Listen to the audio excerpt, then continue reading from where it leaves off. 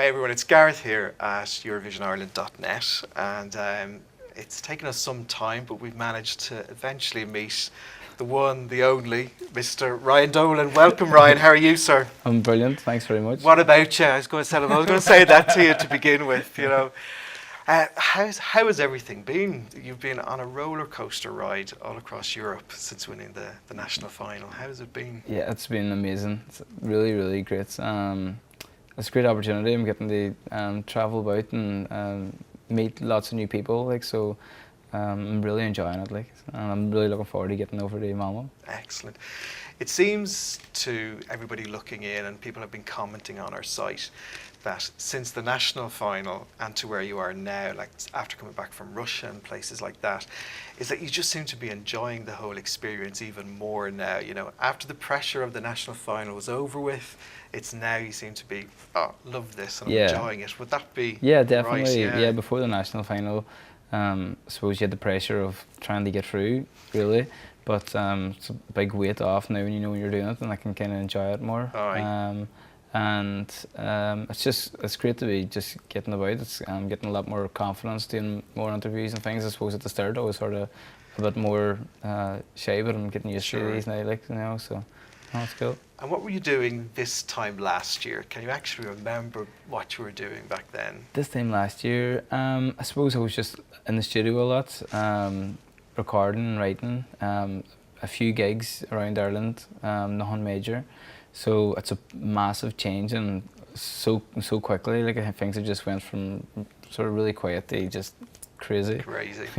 And have you thought in regards to when you get to Eurovision, you get to the big stage, you know, are you looking towards it with, you know, apprehension, or are you looking towards it, I can't wait to get on that stage now and just have a great time? Yeah, well, it's been such a long build-up to it, and I just want to get over there now and just get on and perform. I'm really looking forward to just getting on the stage and seeing what it's like, seeing how the rehearsals go and getting to watch everything back.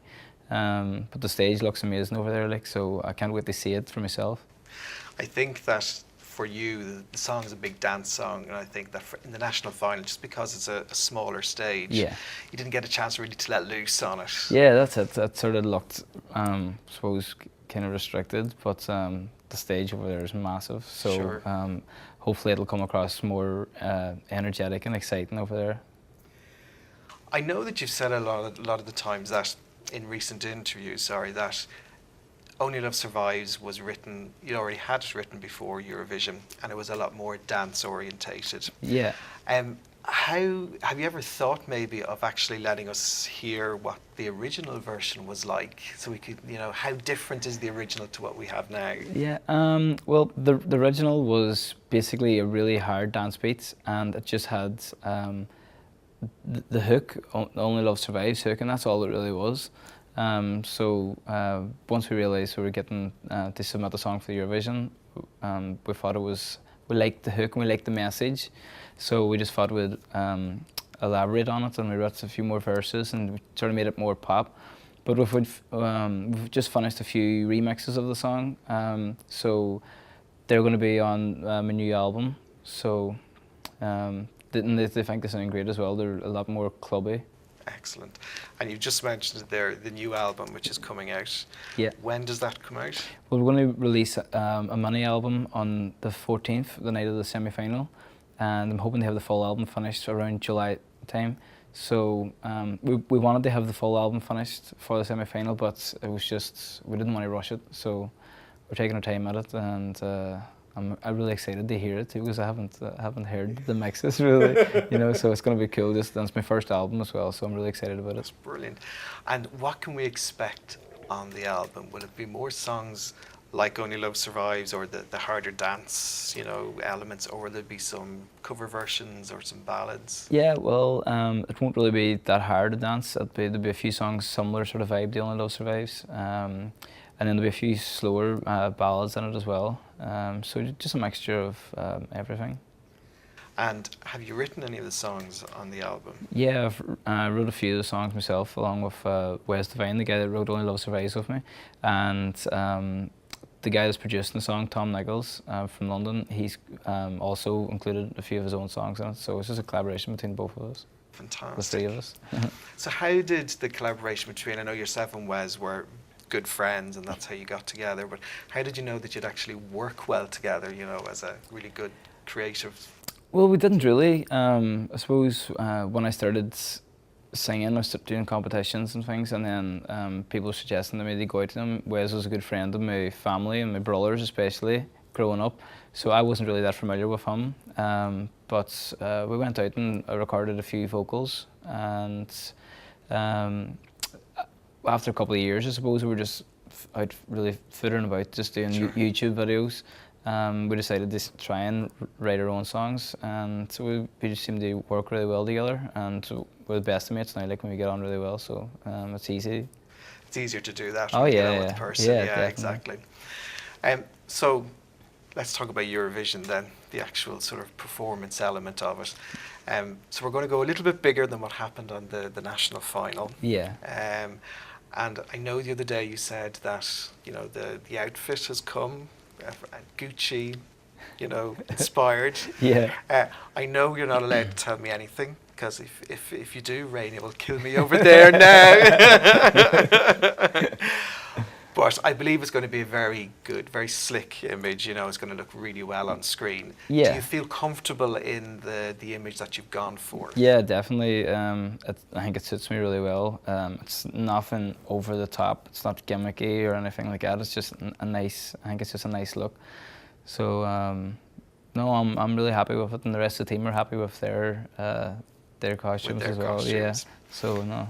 I think you've said that was the next question I was going to ask you about. Is about the team that you have with you. You have possibly the two hardest working dancers out of any country this year.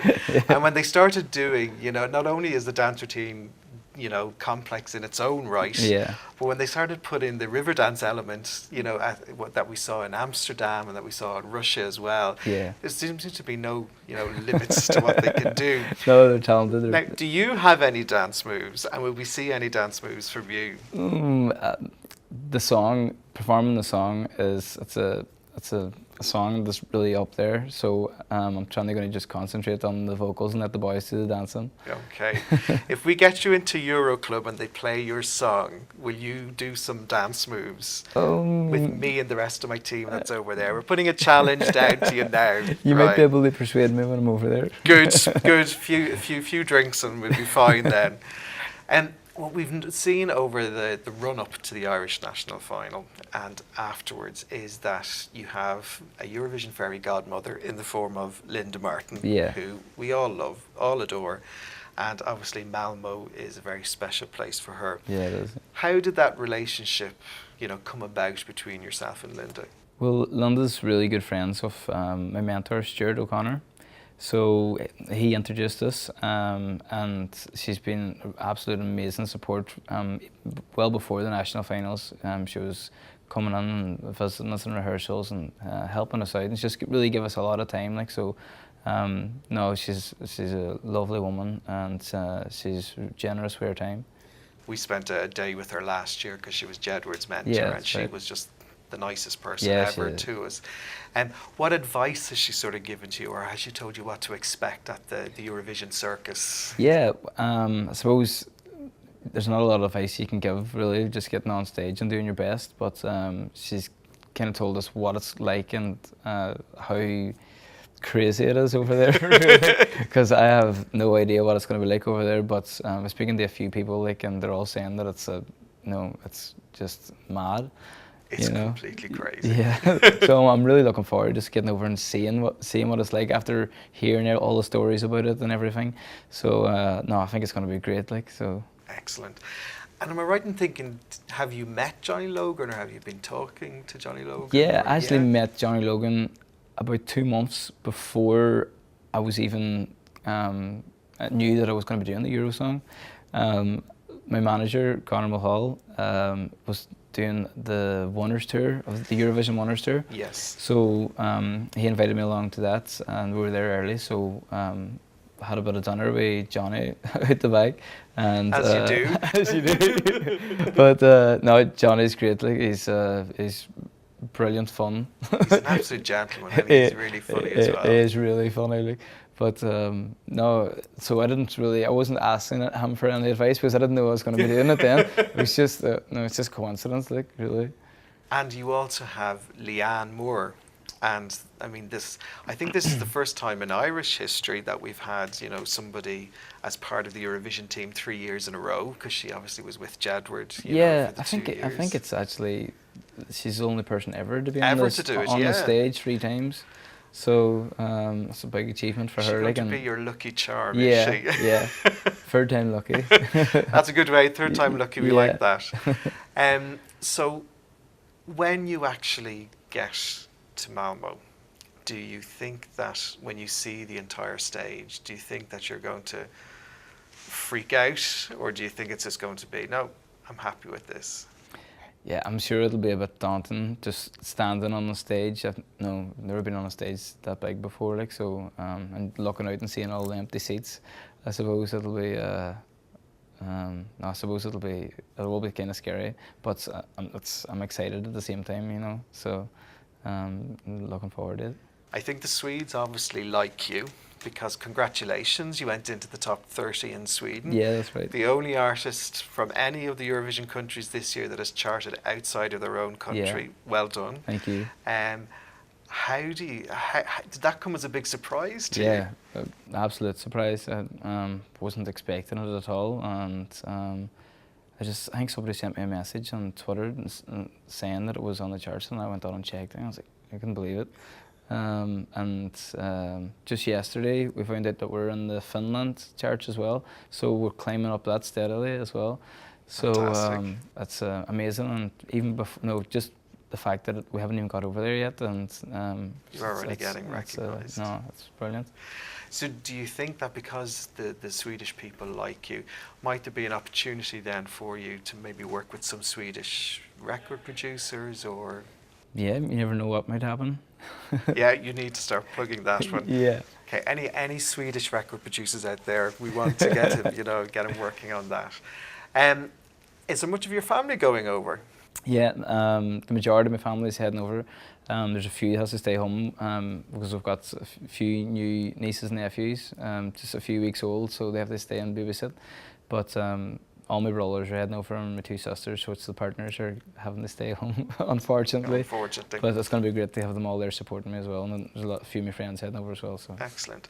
Well, me and my team are heading out the day before you, so yeah. we'll get Malmo ready for you. That's right, you'll have the carpet out. We'll have the carpet out. Do you want green or do you want red? Either one, A bit of both.